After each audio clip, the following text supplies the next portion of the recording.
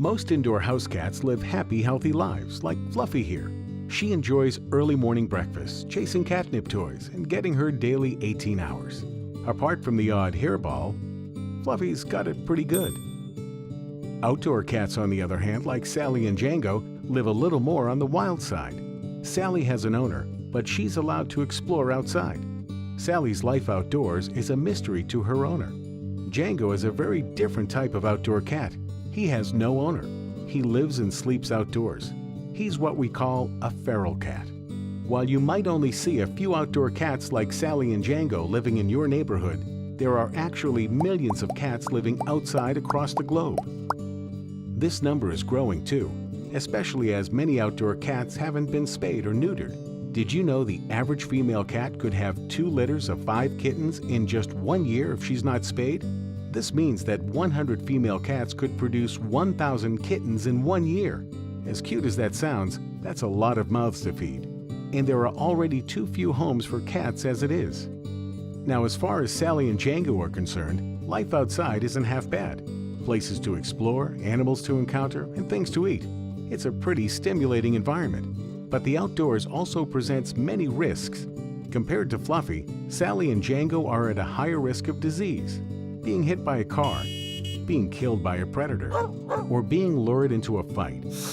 They're also likely to have a harder time finding food and shelter for themselves, let alone their kittens. Sally and Jengo also impact the environment. Cats seem to like the idea of a litter box. That's why it's not uncommon for people to find little unwanted cat treats in their gardens or sandboxes. Some cats also love to hunt, and they're good at it too. Insects, birds, frogs, snakes, small mammals, you name it. But these prey are part of the ecosystem.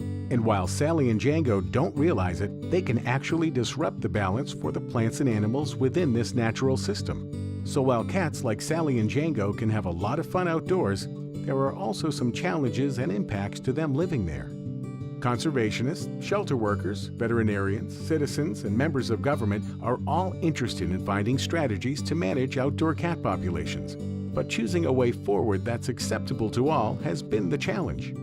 There tends to be tension between those focused on the health and welfare of birds and those focused on the health and welfare of cats. The goal of those concerned about cats is to protect the health and welfare of all cats and the people who care for them. Research has shown that cats like Sally, and even more so Jengo, are at increased risk of having poorer health and welfare than cats like Fluffy. And with so many living outdoors, there are often large numbers of sick cats needing medical treatment at any one time. As a result, veterinarians and shelter workers have to try and manage all of these cats needing treatment or new homes, and must often do so with few staff and resources. In addition, the need to euthanize sick or unwanted cats means this job comes with a great deal of stress, which can lead to what's known as compassion fatigue. These issues are important to this group because they know such high numbers of outdoor cats is preventable. It's not just about enabling cat caretakers to do their job more effectively. It's about helping cat owners and those who care for cats to make informed decisions to keep cats happy and healthy. As a result, these stakeholders are looking for ways to humanely reduce the overall number of outdoor cats, like Sally and Jengo. This group wants to educate cat owners to prevent abandonment and ensure that all pets are spayed or neutered, which can help manage the issue. So owners' education is a top priority for this group. Their take is really about informed pet ownership and building lasting relationships between owners and their pets.